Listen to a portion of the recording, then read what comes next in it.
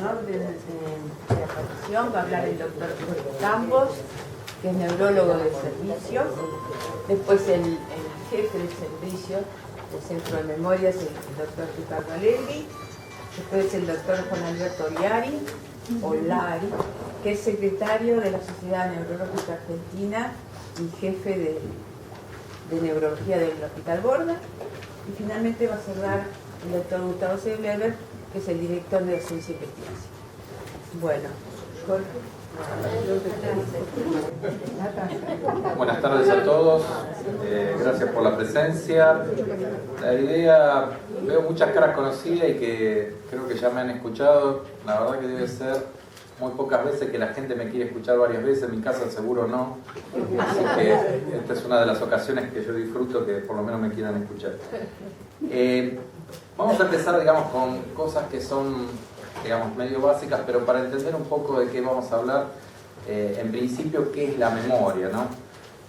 La memoria es la capacidad para mantener la información en la mente y tratar de recordarla en algún momento futuro. Nos sirve, por ejemplo, entre otras cosas, para poder retener y recordar cosas del pasado, y nos permite de esa forma aprender y tratar de modificar nuestro comportamiento a futuro. Es decir, es parte, digamos, de la vida diaria. Estas son algunas de las preguntas que más frecuentemente nos encontramos en la consulta de todos los días, ¿sí? Viene gente que nos dice, bueno, ¿yo qué tengo? ¿Olvidos o tengo realmente un problema de memoria? ¿Tengo falta, digamos, de memoria? ¿Tengo menos memoria? Muchas veces nos dice, bueno, yo voy a buscar algo a algún lugar y llego ahí y digo, ¿qué venía yo a buscar acá? ¿Y esto es un verdadero problema de memoria o es un olvido o es un tema de distracción? ¿Dónde dejé las llaves o dónde dejé el celular? Es más una cuestión de organización en realidad que un verdadero problema de memoria, porque en realidad yo tampoco recuerdo, digamos, dónde dejo las llaves. Lo que pasa es que ya sé dónde están siempre, pues, digamos, trato de ordenarlo porque si no seguro las voy a perder. O, digamos, realmente esto, nunca me contaste eso, y es realmente, puede ser que se me haya contado o puede ser que no, ¿sí? A mí me gusta poner algún ejemplo para que la gente me entienda, pero si alguien viene y me interrumpe cuando estoy mirando el partido de fútbol y es la final, la verdad que no voy a recordar absolutamente nada, pero no porque no tenga memoria, sino porque realmente no le presté ninguna atención. Entonces, esto es alguna de las cosas que suelen suceder. O, digamos, ¿cómo se llamaba este actor? Y por ahí sí, es cierto, uno trata de recordar, digamos, la gran mayoría de los actores, pero si es alguien significativo, si es alguien importante, pero tampoco, salvo que uno sea comentarista de cine, tiene por qué recordar los nombres de todos los actores y de todas las películas que ha visto. Entonces, muchas veces cuando nos pregunta por esto, uno lo primero que tiene que empezar a hacer es tratar de ver a ver si son realmente problemas de memoria o problemas de atención, de distracciones, o realmente cosas que no son necesarias que uno las tenga que recordar. Esto simplemente no es para volverlos locos, simplemente para saber lo compleja que es la memoria. Y a mí siempre me encanta, digamos, también poner un ejemplo en esto, aunque creo que voy a salir perdiendo porque son mayoría mujeres, pero digo, la memoria no es el memoria, es la memoria, es mujer, es bien compleja. ¿Bien? Entonces, la idea es que tiene muchas aristas, muchas pautas, digamos, y que son diferentes y que las distintas partes de la memoria en realidad lo que conforman es toda una memoria en sí mismo. Por ejemplo, digamos, yo me puedo recordar algún hecho puntual o algún hecho anecdótico que para mí es importante. Por ejemplo, mi casamiento, me acuerdo perfectamente, aunque no sé si es un hecho triste o alegre, pero digamos ese es otro tema. Pero la verdad es que ese hecho puntual, esa memoria, es muy específica y yo la recuerdo y me queda bien grabado. Pero por ejemplo, si yo tengo que saber, o que sé, digamos, que un elefante es gris, por ejemplo, esa es una memoria semántica, una memoria que yo no sé cuándo la aprendí, pero en algún momento la aprendí. Es otro tipo de memoria. O si yo tengo que acordarme, obviamente me acuerdo cómo manejar o cómo andar en bicicleta, también es otra memoria llamada procedural, que es otro tipo de memoria y también es memoria, pero es otro tipo de memoria diferente. No voy a seguir con cada uno de estos ítems simplemente para mencionar lo complejo que es y es lo que uno trata de evaluar cuando ve al paciente, digamos, en la consulta. Afecciones que pueden tener la memoria, divisiones hay muchas, pero digamos, siempre uno trata de evaluar, digamos, qué afecciones de la memoria son reversibles y qué son irreversibles. Causas reversibles son las primeras que uno busca. ¿Por qué? Porque son las que uno intenta tratar de dar algún tipo de, digamos, de respuesta y volver a la normalidad. Una de las más frecuentes por lejos es el estrés. En realidad es un problema de la memoria, en realidad es un problema de la atención, de la concentración que uno logra. Si uno tiene 20 estímulos estimulándolo al mismo tiempo, no le va a poder prestar la misma atención a todo al mismo tiempo. Entonces va a seleccionar, consciente o inconscientemente, cuál es el estímulo que prefiere seleccionar, que le prefiere prestar atención, y ese va a ser seguramente el que recuerde. Mientras que los otros, que son, digamos, satélites, son los que tal vez uno va a terminar olvidando, y no porque en realidad tenga un verdadero problema de memoria. Estadios de ánimo, esto también tiene que ver mucho con la atención. Si uno está preocupado, está, digamos, se siente mal por una circunstancia, por un problema de salud, por un problema familiar, seguramente no va a poder concentrarse mucho, y esto también va a pasar a ser algo satélite, y por eso probablemente se pueda llegar a olvidar.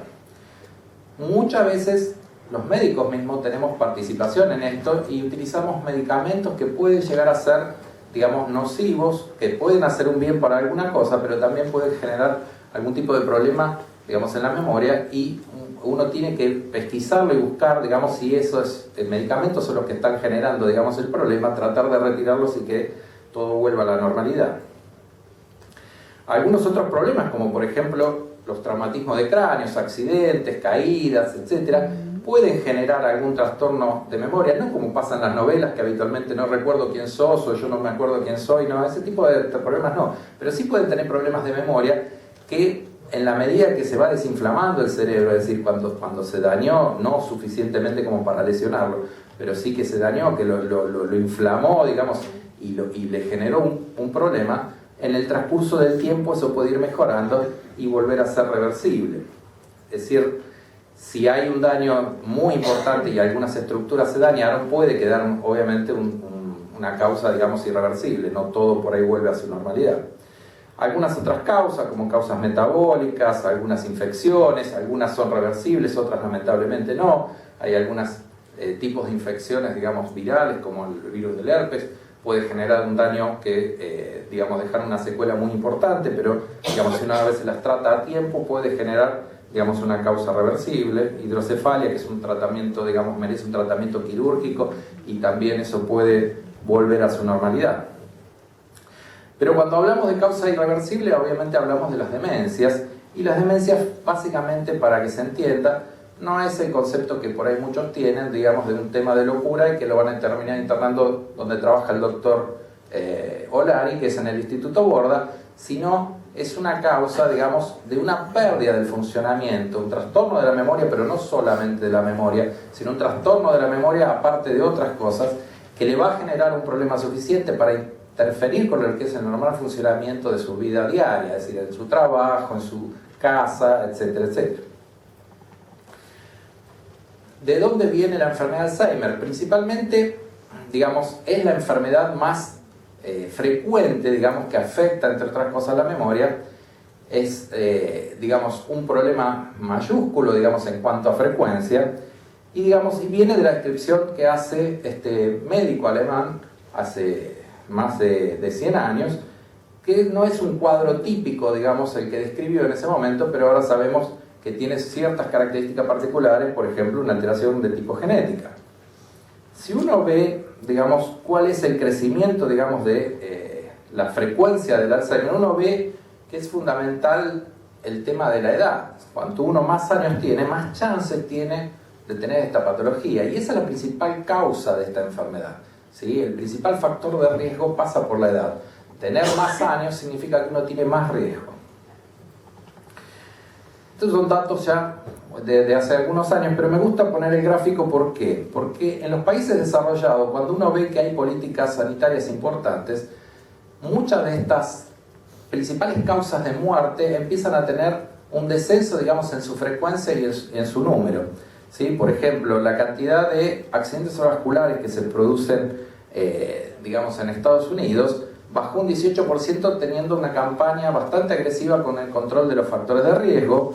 por lo mismo pasa con el HIV, lo mismo pasa con el ataque cardíaco, lo mismo con el cáncer de próstata y el cáncer de mama, pero si uno ve la tabla de crecimiento del Alzheimer es más del 40%. Sabemos bastante con respecto a cuáles son las causas que generan la patología, pero en realidad si uno se pone a ver y ve los resultados que hemos tenido en el último tiempo, la verdad que sabemos creo que bastante poco. Sabemos que hay muchas causas, muchos factores implicados, digamos, en lo que es la patología de la enfermedad de Alzheimer. Muchos de estos han sido, digamos, o son todavía targets, digamos, a donde se le apunta, digamos, para tener un tratamiento curativo, y muchos son también targets para tener un diagnóstico más preciso. Como decíamos, la primera causa es el tema, digamos, de la edad, pero si bien no es el más frecuente y el más importante, digamos, es una causa bastante significativa y es un punto donde muchas veces se ancla, digamos, para empezar a investigar lo que es la patología de tipo Alzheimer, que es la genética. Lo que pasa es que la genética es muy compleja, pese a que a los genetistas siempre le van a decir que no, pero digamos, la verdad es que es muy compleja y el porcentaje menor es la que tienen, digamos, heredado, digamos, un problema que va a ser significativo para el paciente. Hay varios ya cromosomas identificados y varios sectores que se han alterado, pero estos, digamos, no son más del 3% de la población que padece la patología, ¿sí? En cambio, hay otros genes que son genes de susceptibilidad, es decir, que uno tiene más chances simplemente de tener la patología y que la verdad es que no se investigan en lo que es la práctica diaria. Sí lo sabemos por investigación, pero hay muchísimos ya descubiertos y todavía no se sabe cuál es la interrelación que entre ellos se produce para tener uno más chances de que tener que el vecino, digamos, este tipo de problemas. Pero lo que más nos interesa, y es lo que tenemos en el día de hoy disponible, es el control de lo que son los factores de riesgo vascular, que sabemos que esto sí se puede modificar y por eso hacemos muchísimo hincapié, no solo los neurólogos, sino el clínico, el cardiólogo, el psiquiatra, etcétera, sobre los factores que se pueden modificar. La hipertensión arterial, la presión arterial alta, bien controlada, digamos, sabemos disminuye el riesgo de padecer esta enfermedad, tanto como por ejemplo la enfermedad cardíaca. La obesidad, los problemas del colesterol, el colesterol alto, digamos, descenderlo y mantenerlo en niveles bien controlados hace que disminuya el riesgo.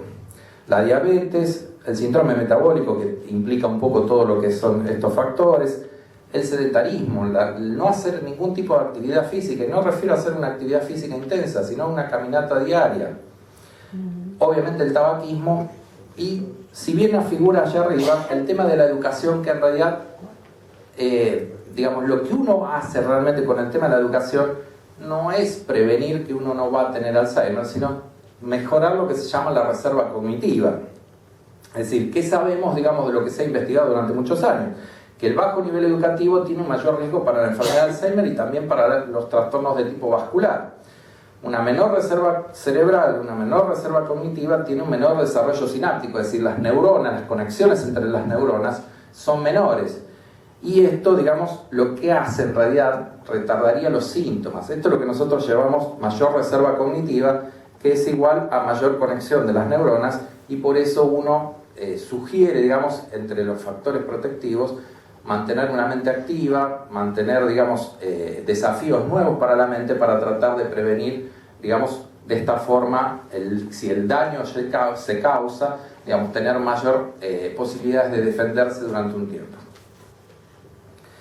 ¿Cuáles son las presentaciones más comunes? Les decía que el Alzheimer en realidad describe más cuadros de tipos conductuales, pero digamos, en el primer paciente que hace la descripción, pero digamos, la presentación más típica es un déficit en lo que es la memoria más reciente, ¿sí? De los últimos tiempos, de los últimos días, los últimos meses, los últimos años.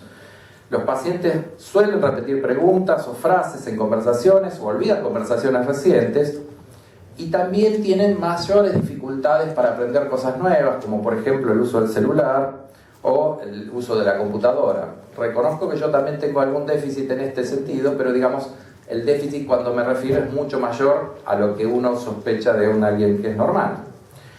también le cuesta encontrar, digamos, trastornos en el lenguaje, le cuesta encontrar palabras que son de uso frecuente. Si ustedes me dicen, por ejemplo, que recuerde, digamos, cómo se llamaba el tratamiento que se usaba para los parásitos, que nunca lo usé, creo, digamos, también me va a costar seguramente, pero digamos, cuando hablamos de costarle encontrar palabras, me refiero a palabras de uso frecuentes y el lenguaje se torna más trabado o más dificultoso, y ahí es donde uno tiene que sospechar este tipo de problemas. Está claro que la pérdida de la habilidad para realizar actividades cotidianas, como por ejemplo ir de compras o cometer errores en el manejo del dinero o para realizar alguna tarea doméstica, son más críticas para que alguien venga a buscar ayuda, digamos, al médico que se especializa en este tipo de problemas, que los olvidos más benignos. También así los problemas, como les decía, conductuales, ¿sí?, que son muy frecuentes. Hasta el 80% de los pacientes con este tipo de problemas tienen algún tipo de trastorno de tipo conductual, que no son siempre los mismos, sino que son de diferente índole, pero digamos, es muy frecuente que estén asociados a los problemas de memoria. ¿Qué se recomienda hacer? Lo primero, digamos, es consultar con un médico de cabecera. Si el médico de cabecera no toma cartas en el asunto, lo segundo que yo recomendaría es visitar a algún especialista. ¿Por qué? Porque, digamos, lo primero que tenemos que decidir es cuáles son las chances que alguien tiene de tener algún tipo de problema de este tipo. Y segundo, como les decía al principio, no siempre a nosotros nos queda claro con una simple entrevista, digamos, si alguien tiene problemas o no. A veces nos genera muy pocas dudas y a veces nos genera muchísimas dudas. Y la verdad es apuntalarse o ayudarse con algún estudio. Generalmente, digamos, lo que uno sugiere es algún estudio de tipo cognitivo, una evaluación neurocognitiva donde uno permite medir de alguna forma el funcionamiento de las personas. Algún análisis, si no lo tiene hecho, digamos, completarlo con algunas cosas específicas, como por ejemplo el dosaje de vitamina B, sobre todo el grupo B12. Y después algunos estudios, digamos, que son complementarios que uno solicita solo si son necesarios, como puede ser un electroencefalograma, una punción lumbar, etc. Y lo que seguro no puede faltar es un estudio de imágenes. Entonces, ¿cómo se ve, digamos, si se quiere, en algún lado tengo un puntero, digamos, un cerebro normal en anatomía patológica y un cerebro alterado con enfermedad de Alzheimer? Y esto es como si me cortaran la cabeza en este sentido y este es el cerebro normal y este es el cerebro alterado. Lo que uno ve, digamos, esto oscuro o negro, digamos, son donde se han perdido las neuronas, y ese es el problema principal que uno puede ver. Lo mismo en un estudio de imágenes, en una resonancia magnética, por ejemplo, con áreas que son bastante críticas para esta patología, como son los hipocampos, pero también uno ve que hay pérdida neuronal tanto a nivel del medio del cerebro como en lo que se llama la corteza cerebral. El patólogo es el que nos va a dar, digamos, el diagnóstico definitivo cuando en realidad haga una anatomía patológica, sin una autopsia, pero digamos, la idea es tratar de llegar antes de que pase por el patólogo. Pero esto es lo que describió Alzheimer, digamos, que son las placas de amiloide y los ovillos neurofibrilares dentro de las neuronas. Esto es lo que en realidad ve el patólogo. Y la idea es que esta enfermedad comienza mucho tiempo antes y cada vez sabemos más que comienza bastante tiempo más previamente a que se hace el diagnóstico, y la evolución natural de esta enfermedad, que es muy larga, son muchos años y el deterioro es gradual y progresivo, y más o menos uno calcula un promedio de 12 años. Pero también nos interesa lo que es, digamos, un estadio previo de la enfermedad, que es el deterioro cognitivo leve, es decir, pequeños problemas de memoria que empiezan, que se van acentuando y que después terminan desencadenando lo que es una patología de tipo Alzheimer. Sabemos que no el 100% de estos pacientes, pero es un porcentaje importante, y cada vez que pasan más años, más posibilidades uno tiene que, si tiene un problema en la memoria y tiene lo que nosotros denominamos un deterioro cognitivo leve, vaya a evolucionar en Alzheimer.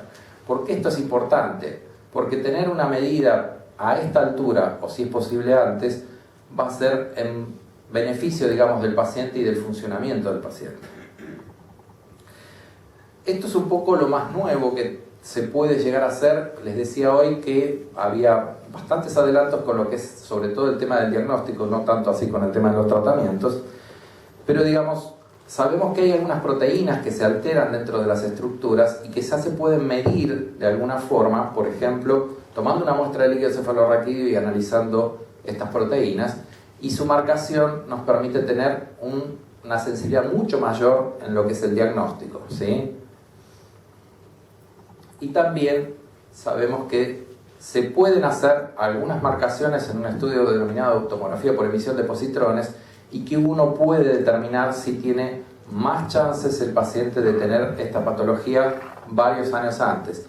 El tema, si uno, digamos, pregunta si esto se hace a todo el mundo para saber a ver quién va a tener o no, no, así no se maneja este tipo de estudios, y esto, digamos, debe ser solicitado por un especialista cuando lo considere que es necesario, porque son estudios que ayudan al diagnóstico, pero que no hacen el diagnóstico por sí solos, ¿sí?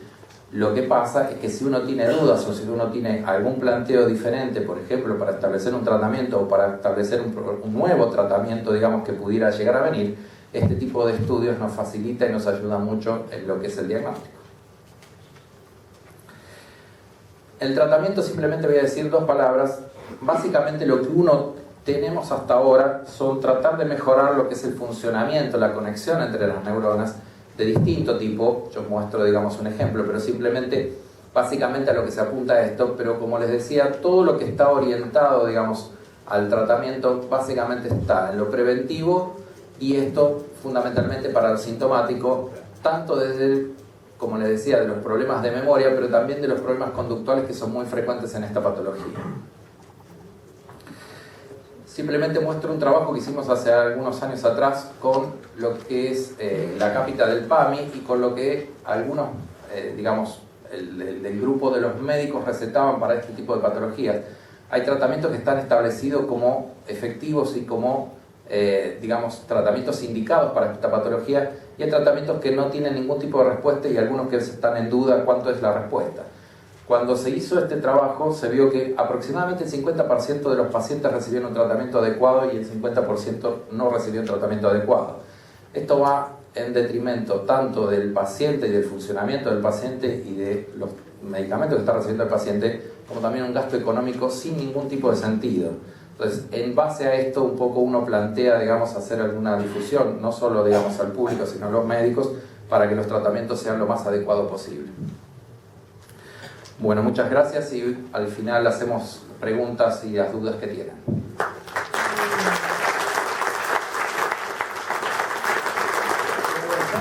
Esto me pareció interesante porque tiene que ver con la Sociedad Internacional de Alzheimer. La Sociedad Internacional de Alzheimer hace unos años había determinado que el día 21 de septiembre era el Día Mundial de la Enfermedad de Alzheimer.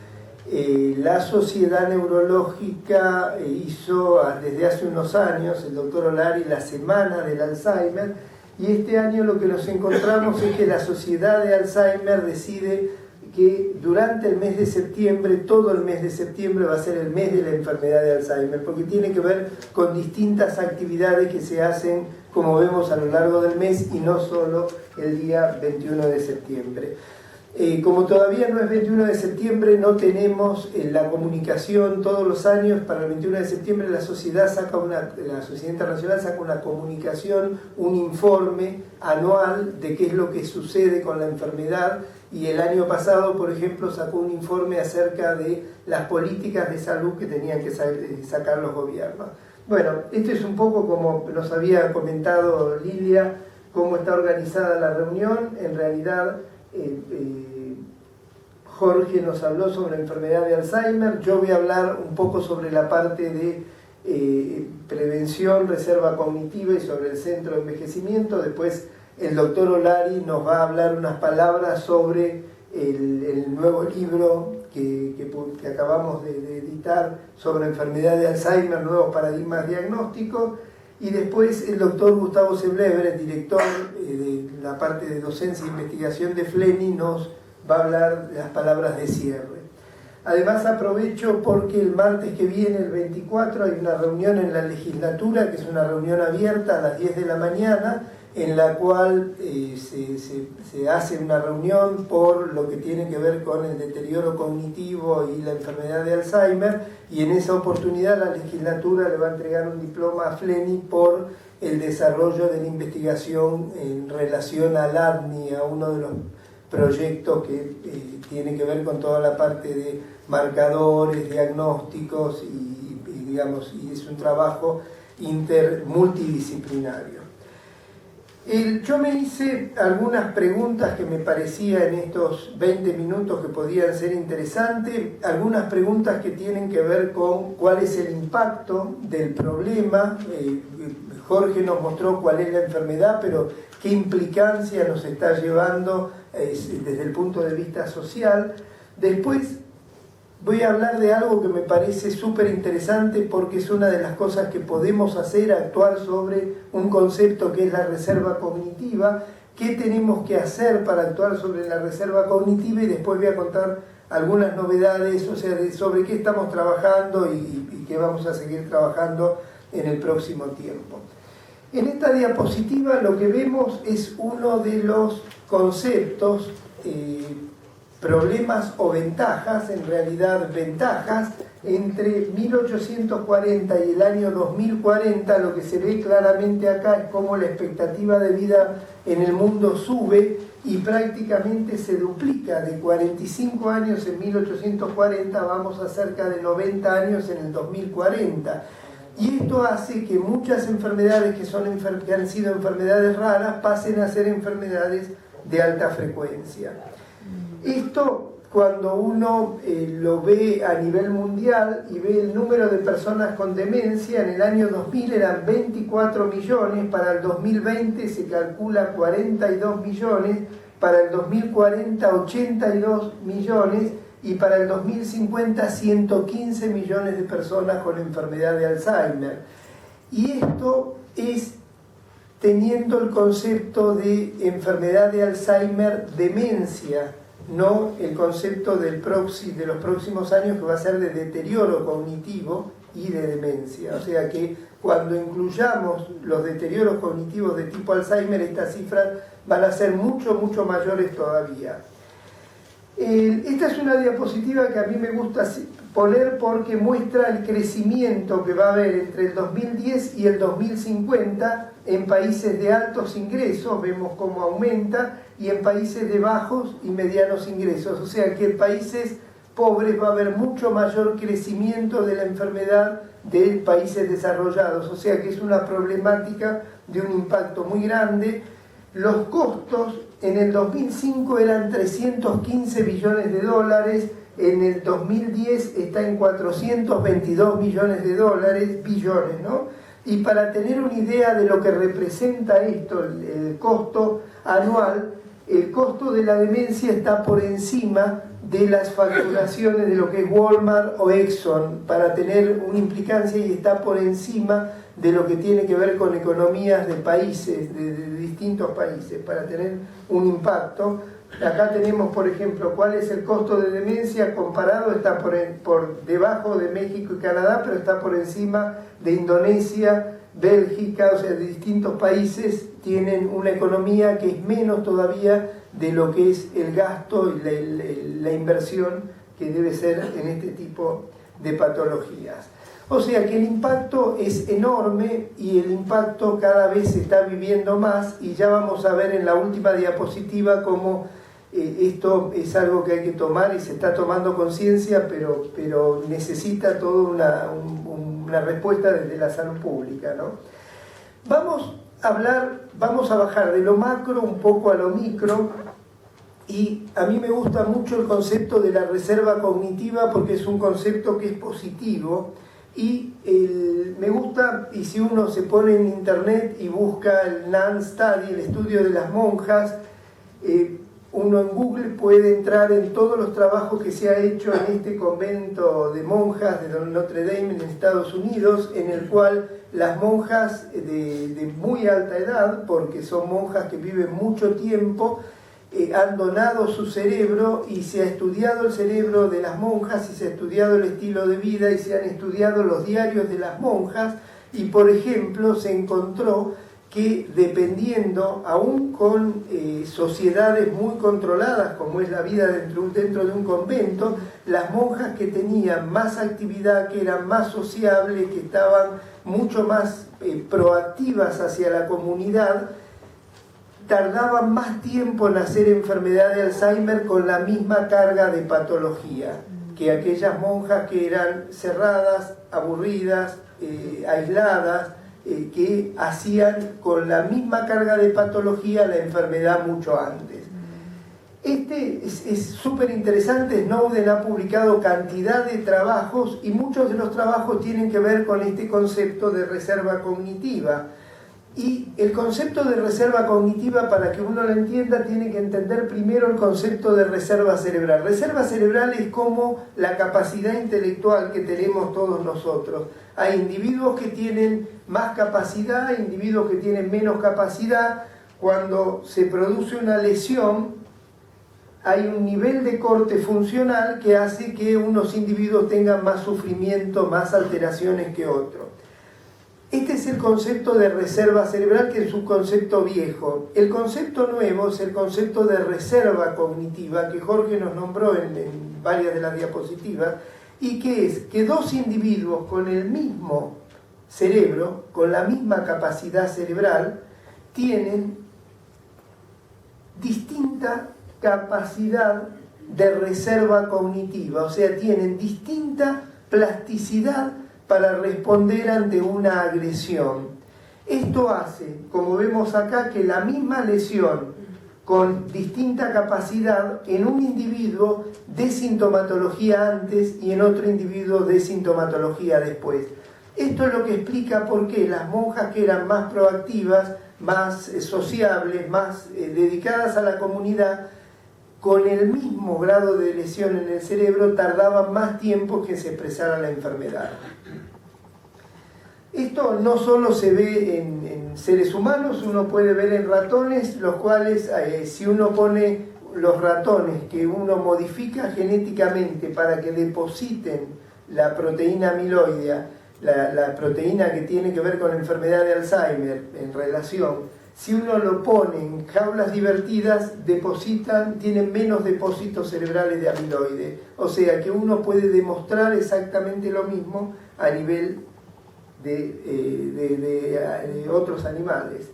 ¿Cuáles son las variables que intervienen en la reserva cognitiva? Las variables son, como Jorge nos dijo, la educación, la ocupación, las actividades físicas y el estilo de vida. ¿Qué es lo que debemos hacer entonces? Y tenemos por distintos trabajos que los genes marcan entre un 30 a un 50% lo que es la capacidad cerebral. La reserva cognitiva va a depender de esa capacidad, pero cómo esa capacidad cerebral juega con todos otros factores. ¿Qué factores?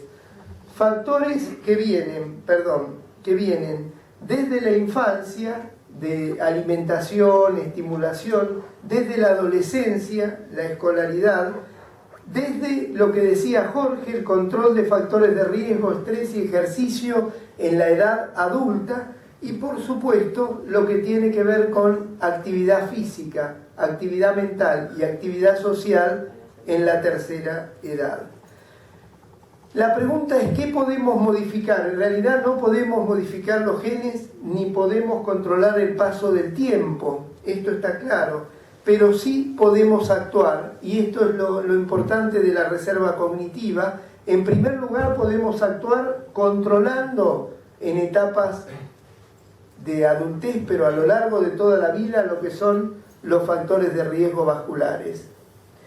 Podemos actuar sobre lo que son factores de protección, actuar sobre la reserva cognitiva en la tercera edad, actividad física, por ejemplo, ejercicio aeróbico 30 minutos, 3 a 4 veces por semana, bicicletas, bailes de salón, natación, jardinería, o sea, todo lo que es actividad física estimula y hace que la reserva cognitiva sea mayor, hace que nos proteja para las lesiones cerebrales. Por supuesto que la actividad mental y todo lo que sea actividad mental que implique algún grado de desafío, o sea, cuanto menos automático, más actúa sobre la reserva cognitiva. Y por supuesto también lo que son los factores de protección a nivel social, físico, cognitivo y social. Mantener la red de amigos, participar en asociaciones, intervenir en actividades comunitarias, participar en grupos de lectura, música, cine. Todo esto hace que nuestra reserva cognitiva sea mayor y hace que enfermedades como la enfermedad de Alzheimer aparezcan más tarde o evolucione más lentamente. La segunda parte de la presentación, yo les quería contar un poco algunas cuestiones que nosotros estamos trabajando. Y el primer punto que nosotros nos planteamos es esto que vemos acá, que es la estructura del trabajo en conjunto y la estructura del trabajo en diagramar lo que es un centro, o sea, trabajar en conjunto distintas disciplinas. Hoy por hoy solo la neurología, solo la psiquiatría, solo la psicología, solo la biología, solo la radiología no hacen al conjunto que es la enfermedad de Alzheimer. Y la única forma de abordarlo desde la investigación, desde la asistencia y desde, por supuesto, la docencia, es el abordaje en conjunto de todos los grupos, y eso es lo que da los resultados y es lo que está dando, tanto internacionalmente como a nivel nacional, los mayores resultados que tienen que ver con la enfermedad. Esto me gusta ponerlo, esto es uno de los controles de calidad de uno de los estudios que se hace dentro del grupo nuestro, dentro del grupo del Dr. Seblever, que son los controles de calidad del líquido cefalorraquídeo, que nos muestran cómo está ubicado, cómo se ubican los controles de calidad nuestros en relación a los controles de calidad internacionales. Esto es importante porque nos da la validez de lo que nosotros pensamos. Este es un trabajo que publican, en realidad que publicamos todo el grupo, pero Ezequiel Surace y Jorge Campos, yo diría que han sido los promotores y los más entusiastas. Es, como vemos ahí, la experiencia latinoamericana con estudios de líquido cefalorraquídeo. Es el primer trabajo en Argentina en donde se publica la experiencia con líquido cefalorraquídeo en el diagnóstico y en el seguimiento de enfermedad de Alzheimer. Este es otro de los trabajos. ¿Por qué me gusta mostrarlo? Porque en realidad estos trabajos lo que muestran es la interacción entre distintos grupos, la colaboración entre distintos grupos que vienen desde distintas disciplinas, pero que convergen hacia el estudio y hacia la discusión de la misma patología. Este es un trabajo que acabamos de publicar este año, en el cual se estudia una forma familiar de enfermedad de Alzheimer y se la estudia desde lo genético, desde lo imagenológico, por supuesto desde lo que tiene que ver con lo neuropatológico, desde lo microscópico y, como les decía antes, desde el tipo de mutación que está dando la enfermedad dentro de la parte familiar. Lo mismo, este es otro de los trabajos, es la primera publicación. En realidad la doctora Alejandra Mengual en este momento está con un desarrollo mucho mayor de lo que tiene que ver con estudios de un grupo de pacientes que tienen un trastorno específico en el lenguaje, que es una afasia progresiva, y que conocemos que hay tractos dentro del cerebro y que estudiamos, la gente de neuroradiología nos ayuda a estudiar cómo, por ejemplo, acá vemos el tracto del lado derecho comparado con el lado izquierdo y vemos cómo es mucho más fino el tracto del lado izquierdo. Todos sabemos que la parte izquierda tiene que ver con el lenguaje y este tracto tiene que ver con una de las vías del lenguaje. Vuelvo a insistir, esto es súper interesante en la medida que se logra el trabajar en conjunto entre distintas subespecialidades, entre distintas disciplinas. Esta es otra diapositiva que me gusta poner porque es el primer estudio que se hizo en FLENI y es el primero en Latinoamérica en marcar con PIB el amiloide, o sea, marcar en vivo la proteína que tiene que ver con la enfermedad de Alzheimer, que se hizo en octubre del año pasado. La doctora Vázquez, que está acá con nosotros, en un trabajo muy laborioso e intenso, el hecho de poder sintetizar el compuesto. Este es un compuesto que sintetiza la doctora y que usa, y digamos, y todos hemos visto lo que implica esto no es algo que viene preparado, que se pone y que sale directamente, sino que tiene todo un trabajo de investigación atrás y realmente muchos meses de poner a punto una técnica para lograr hacer algo que están haciendo en cualquiera de las universidades o de los centros del primer mundo. Esto es uno de los trabajos que se están desarrollando y que tenemos la suerte que se participa. Argentina es el único lugar en Latinoamérica que en este momento está desarrollando este trabajo. Es un trabajo que se hace en conjunto con los centros de Alzheimer de Estados Unidos, de Europa y algunos de Asia, y que es interesante por varias cosas. Lo deben haber escuchado nombrar, es el ADNI, que es interesante en primer lugar porque va a estudiar todo lo que es diagnóstico muy temprano, precoz, en investigación, tratar de que los métodos sean comparables entre lo que se investiga en Australia y lo que se investiga en Argentina o en Estados Unidos, pero además tiene la característica que las bases de datos de este estudio son de libre disponibilidad. O sea, cualquiera que quiere ver la base de datos de todo lo que se está haciendo en los distintos lugares tiene absoluto acceso, tiene que pedir permiso, pero absoluto acceso para ver, comparar y discutir lo que tiene que ver con todo esto.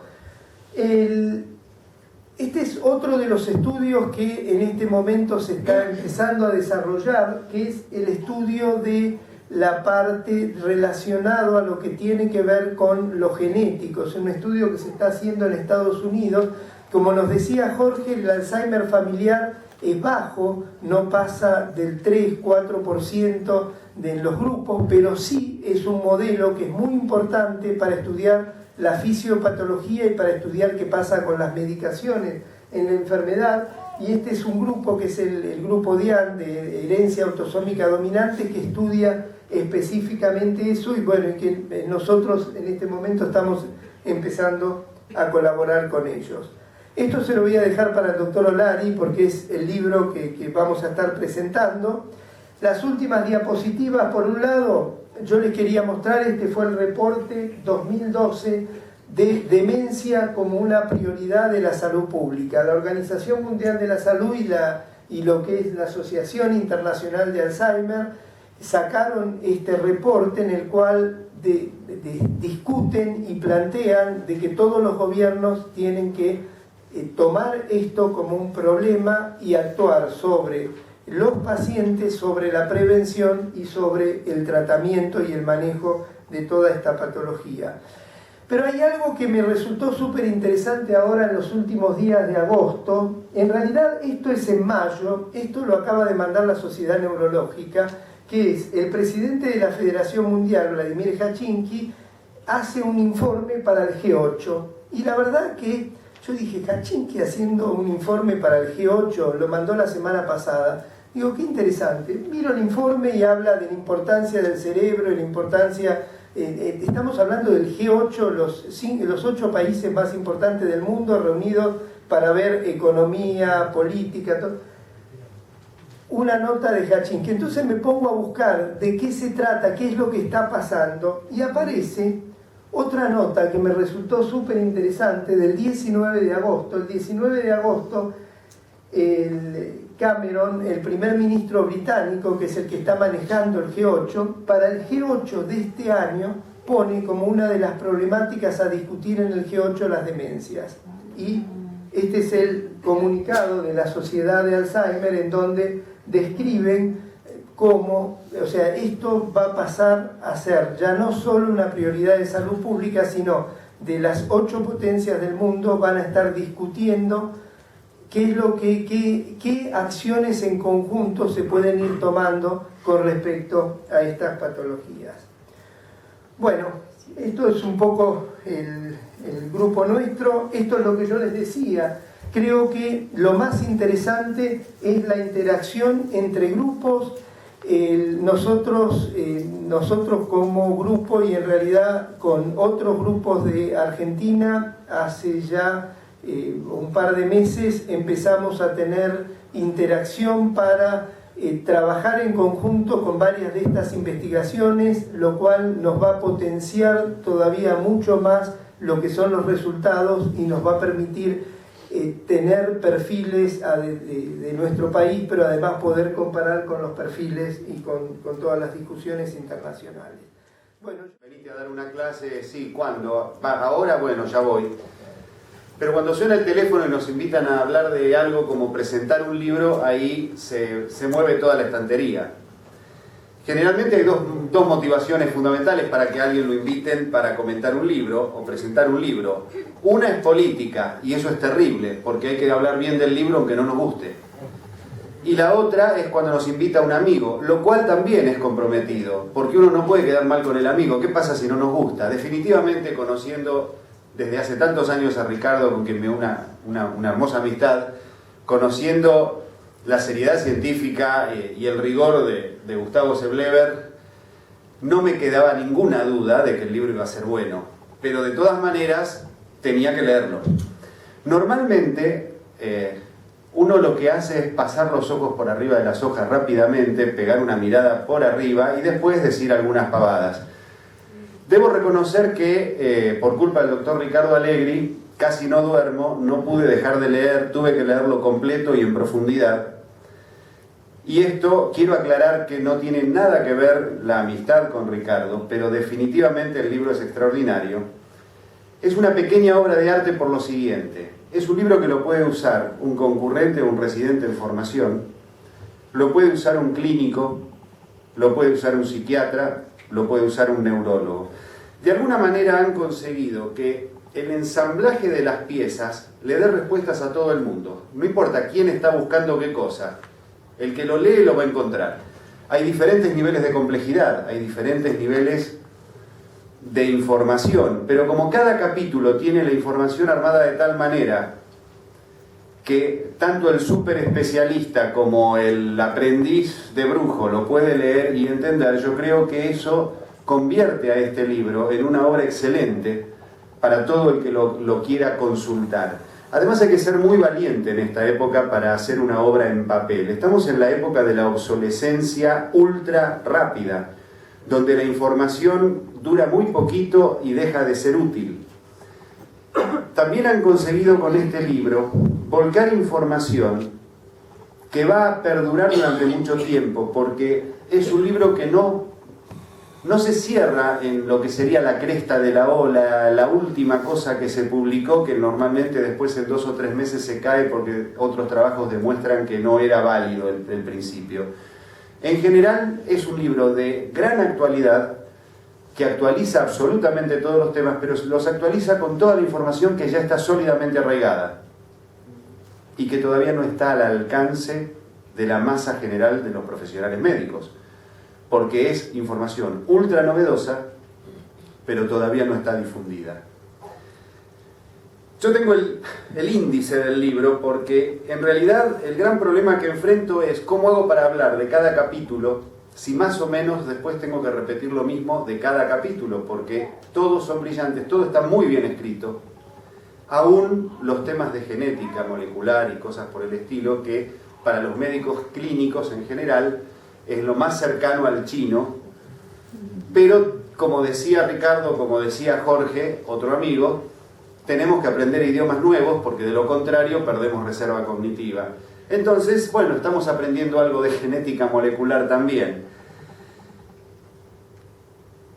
El libro generalmente está enfocado de manera tal que nos va llevando del conocimiento clínico más elemental hacia lo que es la biología molecular, hacia lo que es la genética de la enfermedad, a las discusiones.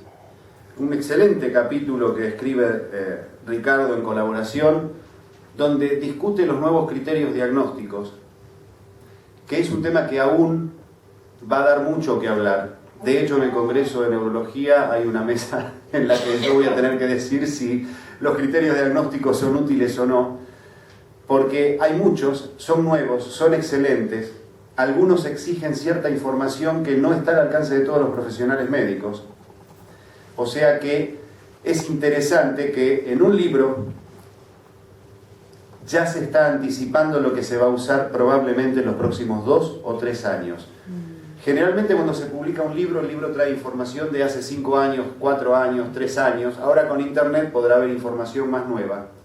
Pero el libro trae la información cortada a hoy.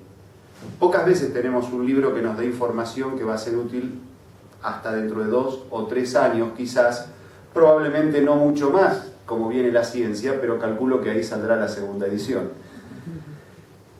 En este libro hay muchos autores, una enorme cantidad de autores.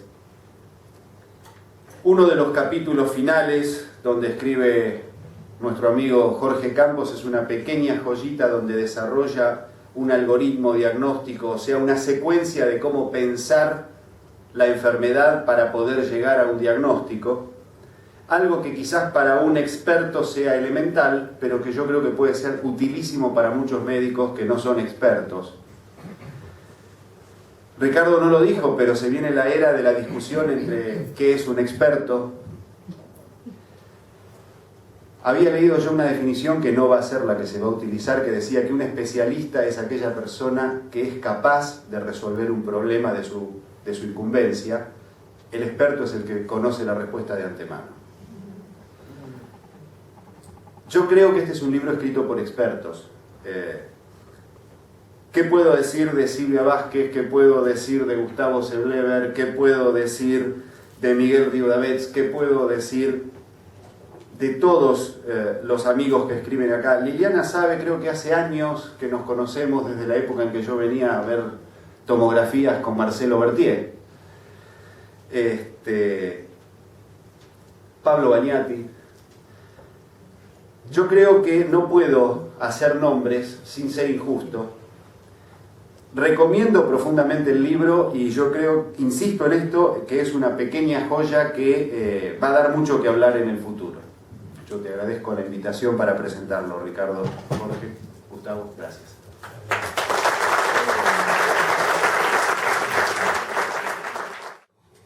En realidad, no la enfermedad de la pobreza.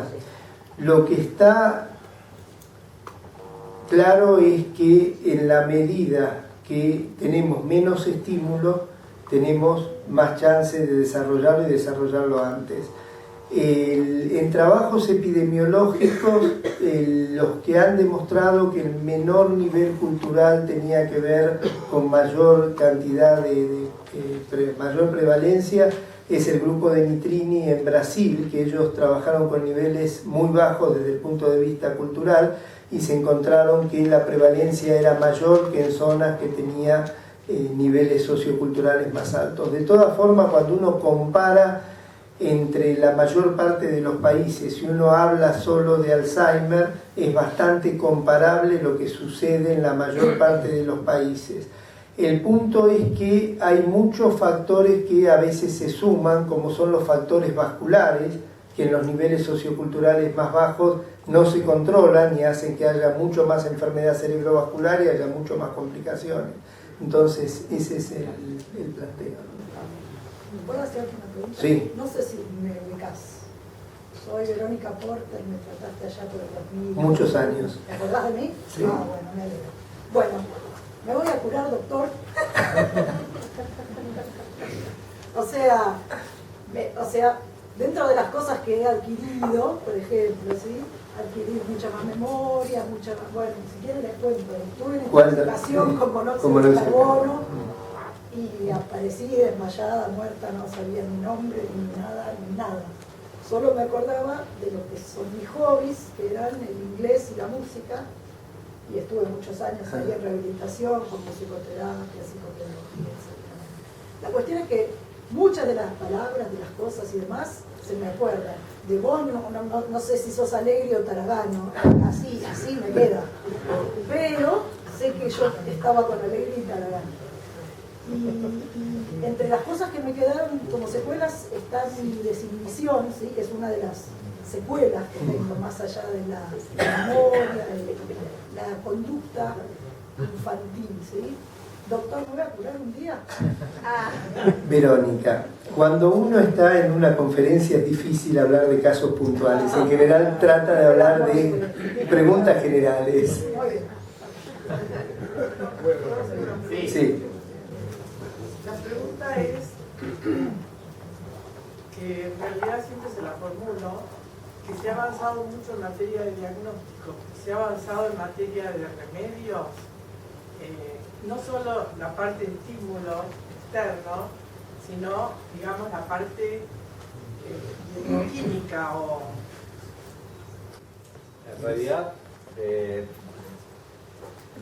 En realidad un poco era lo que comentaba, la verdad que se ha avanzado mucho en todo lo que es diagnóstico y todavía muy poco para lo que uno le gustaría como médico y como a la gente le gustaría como paciente o como familiar de pacientes. Como explicaban en un momento, digamos, sabemos un montón de cuántas causas o cuántos pequeños problemas se van sumando para que se produzca esta enfermedad, pero la verdad es que todavía no encontramos cuál es la llave para entrar a la cura de esta enfermedad. Hay muchos estudios, muchos protocolos incluso de investigación, algunos acá, hay otros que están probablemente por venir. Creemos que, digamos, para encontrar un tratamiento definitivo que lo cure van a faltar algunos años. Lo que sí podemos hablar es que hay tratamientos que sirven para mejorar la calidad de vida del paciente, para tratar de retrasar la enfermedad y fundamentalmente para mejorar los síntomas que van teniendo estas patologías, como les decía en un momento, el tema de los trastornos conductuales que se presentan, como a veces la depresión de los pacientes que acompañan esta enfermedad, o trastornos, por ejemplo, de agresividad de estos pacientes que se presentan bastante frecuentemente. ¿Puedo hacer una pregunta? Con toda esta estimulación que se hace, yo trabajo en un hogar geriátrico, y bueno, están muy estimulados, tienen un alto índice, tenemos terapia ocupacional, de todo. Yo digo, estimulándolos tanto, más las futuras medicaciones, ese promedio de 12 años, ¿no se está alargando?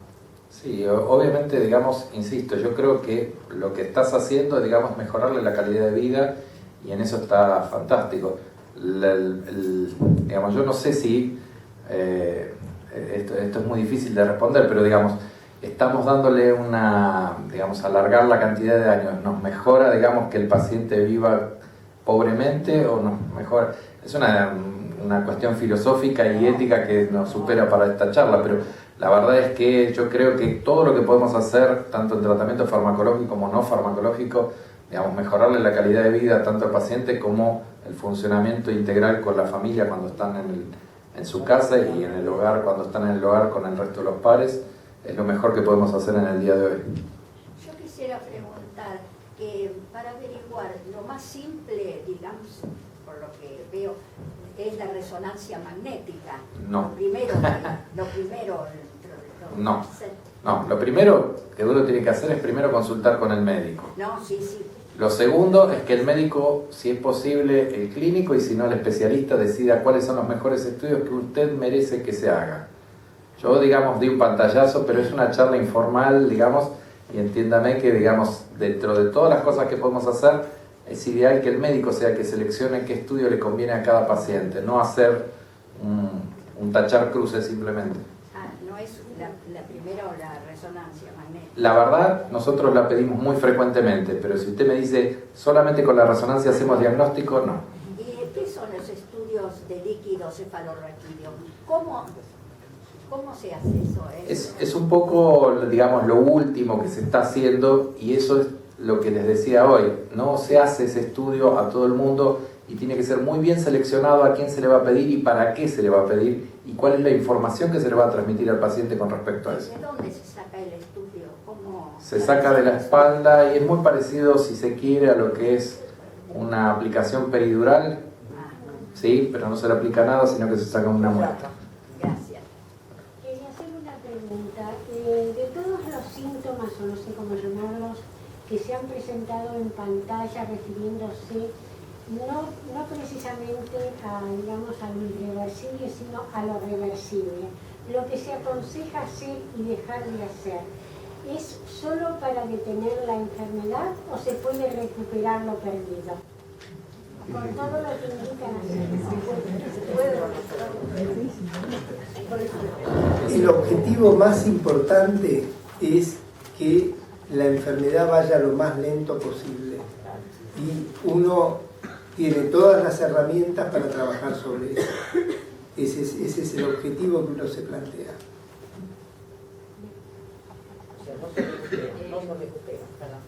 Sí, ¿nos podrían dar alguna pequeña lista de libros, alguna bibliografía que las personas que no son especialistas, que no somos médicos, podemos leer para informarnos y saber más de esta enfermedad?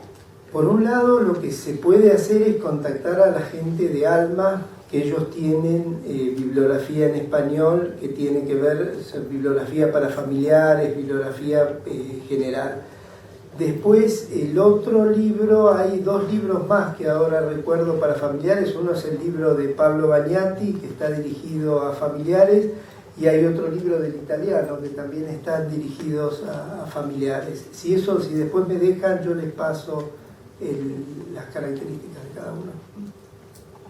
Sí. Doctor, es una curiosidad, ¿no? Es una curiosidad.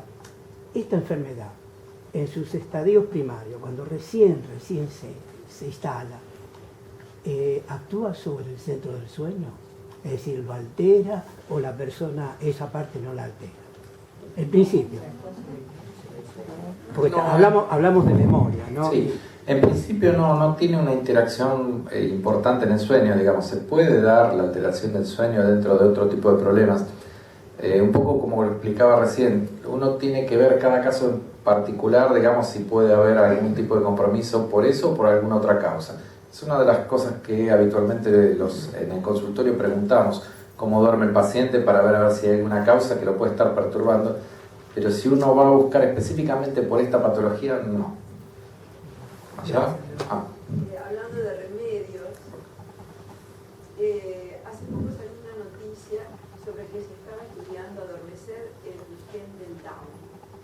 ¿Esto también podría ser para esta enfermedad? En La Nación salió, me parece que estaban estudiando cómo adormecer el gen del Down para que esto no se produjera. No leí La Nación, pero la verdad es que se sabe mucho de genes, hay especialistas que se dedican a estudiar de genes. El doctor que está sentado muy cerca suyo es un especialista y sabe más de 300 genes que hay descritos que están relacionados con esto. No sé específicamente por lo del Down, ¿vos leíste algo?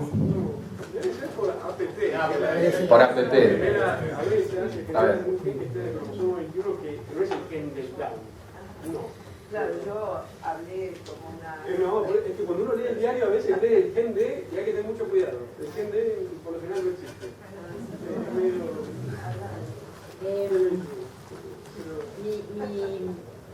Mi madre le detectaron el Alzheimer a los 62 ya con un diagnóstico, ¿no? Pero venía teniendo conductas muy joven, 58, 59. Por supuesto que me pregunto yo qué me va a pasar, si es hereditario, si no es hereditario. Mi pregunta va, si yo me hago hoy el estudio porque tengo la duda, ¿es conveniente que me lo haga o no? O sea, me agarra esa duda diciendo, si me dicen sí, yo tengo todavía todas mis capacidades, como me cuesta eso, ¿entienden? Hoy por hoy, si no tiene sintomatología de nada y la evaluación cognitiva es absolutamente normal, no hay ninguna indicación de hacer estudios atrás de eso, salvo que uno haga investigación, o sea, salvo que sea una línea de investigación, pero en el todos los días, en la asistencia, no está indicado hacer estudios. Distinto es si estamos hablando de formas familiares, no que hay un familiar, sino que hay varios familiares, en donde hay que sentarse con el médico y ver si justifica estudiar o no justifica estudiar. Pero en lo general, si no hay sintomatología, y si hay sintomatología, si no hay déficit en la parte intelectual, no se estudia.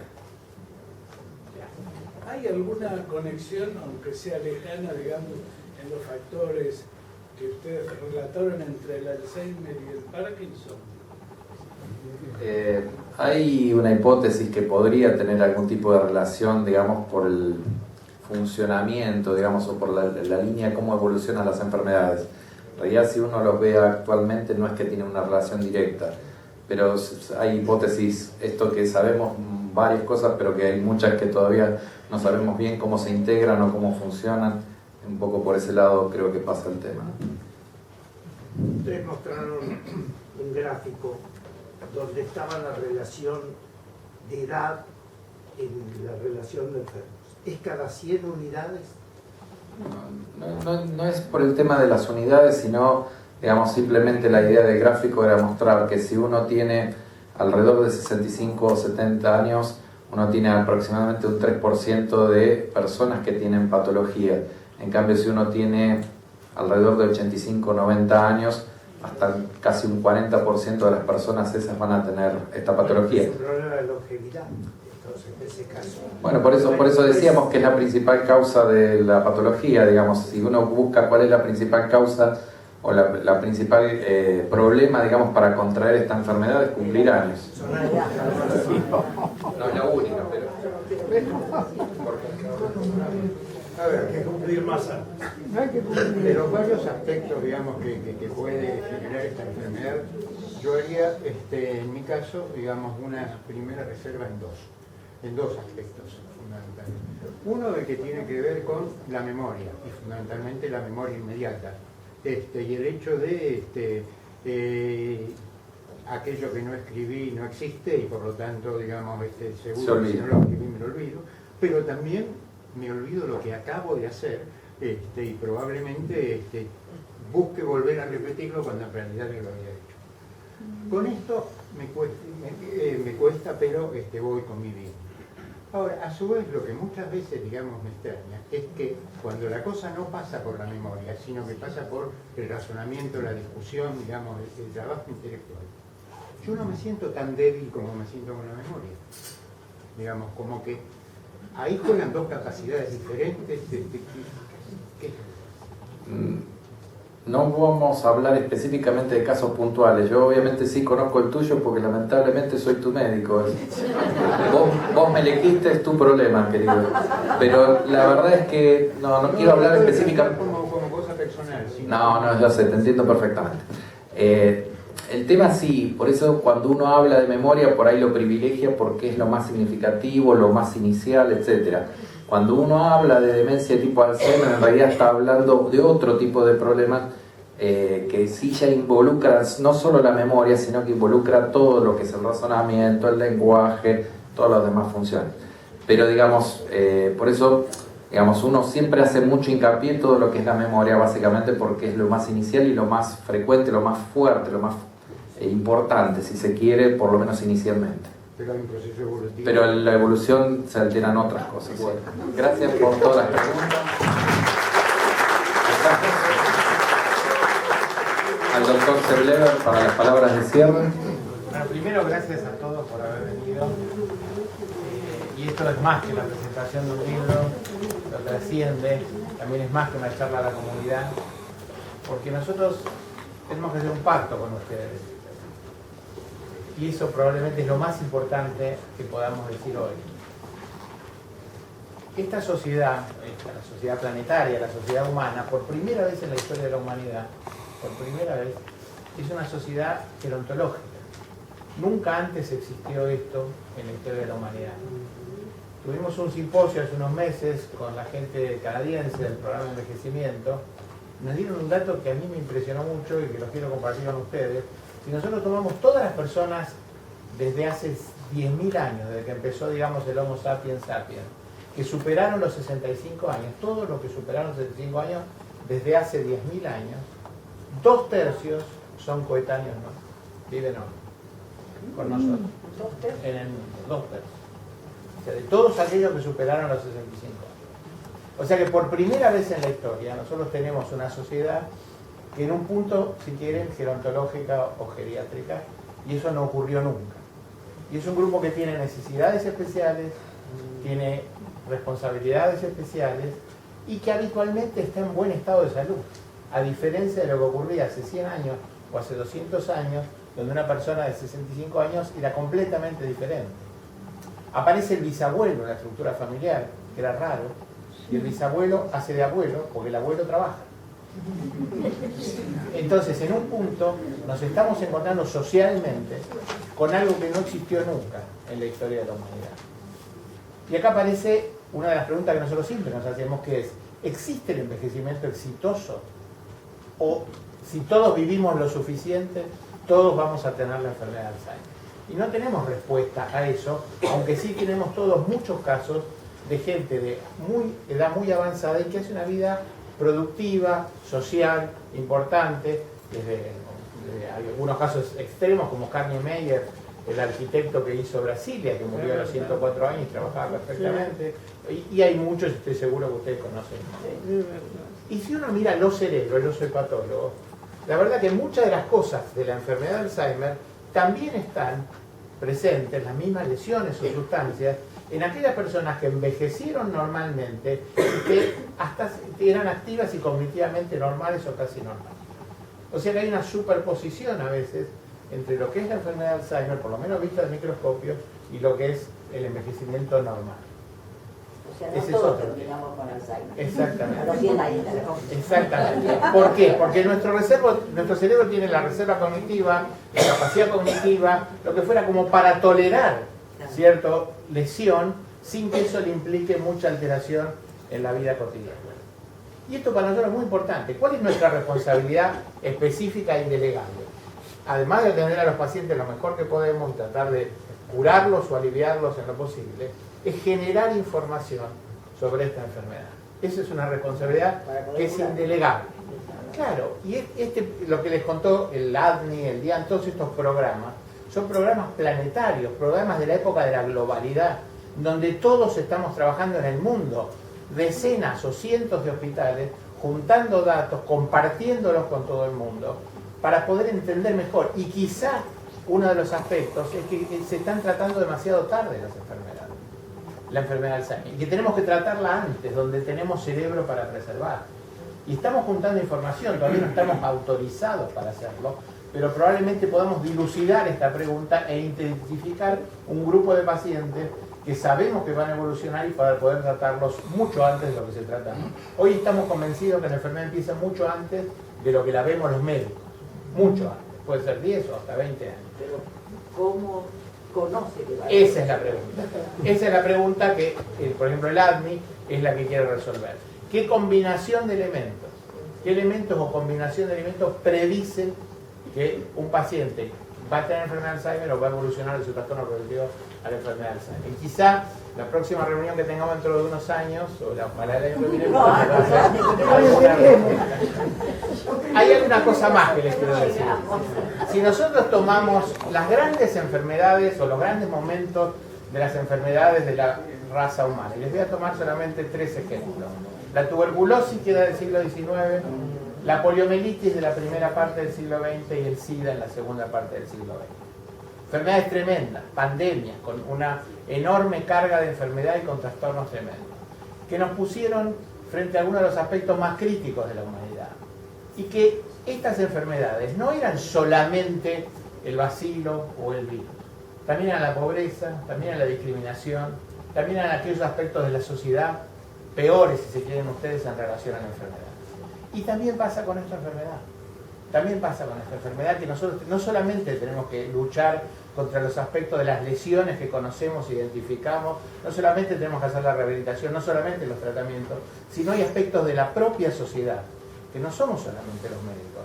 La propia sociedad tiene que entender que aquellos aspectos de la discriminación, de cierta crueldad social, de la pobreza, son aspectos que hacen tanto a la enfermedad. La tuberculosis no desapareció solamente con los antibióticos. Los antibióticos fueron al final, con la mejora de las condiciones de vida, la mejora de la pobreza, las cloacas, la alimentación. La poliomielitis desapareció con la vacuna, pero para hacer la vacuna hubo un enorme esfuerzo de todas las sociedades. Muchos de ustedes se van a acordar la marcha de los centavos, el dinero que se puso para la vacuna Salk y después para la vacuna Sabin, de la propia sociedad que financió la investigación y logró la vacuna que cambió la historia de la enfermedad. Pero la vacuna fue la frutilla del postre, fue al final. hubo todo un compromiso masivo de toda la sociedad en el mundo para cambiar esta historia. Por supuesto del SIDA. Digamos, el SIDA, que era una enfermedad tremenda a principios de los 80, que ni se sabía bien lo que era, tuvo las ONG que tuvieron un rol muy activo imponiendo la agenda de investigación en todos lados, en todos los países. También la discriminación, también algunos aspectos sociales. Hoy no podemos decir que ha sido vencido, pero la historia de SIDA es muy diferente a la que era en los años 80. Entonces, un poco, y este libro refleja eso, nuestra obligación es no solamente hacerlo médico, sino generar el conocimiento. Pero este es un aspecto parcial de la situación.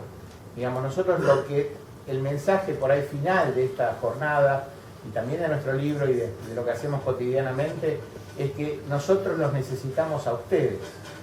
Digamos, esto, el envejecimiento patológico, el envejecimiento normal, la neurodegeneración, la enfermedad de Alzheimer y todas sus variantes, es un enemigo que tenemos que vencer. Pero la única manera de vencerlo es todos juntos.